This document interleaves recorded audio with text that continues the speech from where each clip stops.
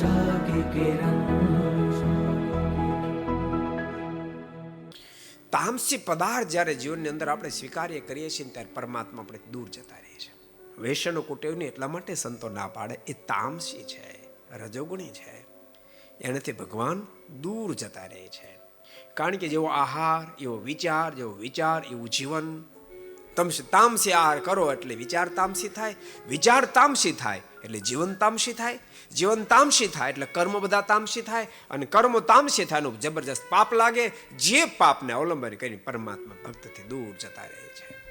માટે ભગવાનના ભક્તો જીવનમાં સદૈવ માટે આહાર સાત્વિક કરવો, આહાર સાત્વિક કરવો. ભલામણા મર્સિડીઝ ગાડી હોય કે ઓડી ગાડી તમે લાવ્યા હોવ, એમાં તમે ગમે તેવું ડીઝલ ગમે એવું પેટ્રોલ ભરી દો ચાલે. જય સ્વામિનારાયણ. બહુ સારી ગાડી છે ને ગમે તે પેટ્રોલ ભરી દો ને તો વાંધો નહીં, ગમે તે ડીઝલ નાખી દો ને તો વાંધો નહીં ચાલે.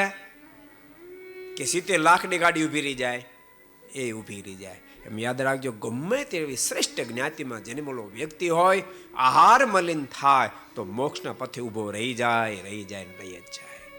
को पसंद आया हो तो लाइक करें और शेयर करना मत भूलिए. सब्सक्राइब करें सरदार कथा चैनल को और बेल आइकॉन पर क्लिक करना मत भूलिए लेटेस्ट वीडियो सबसे पहले पाने के लिए.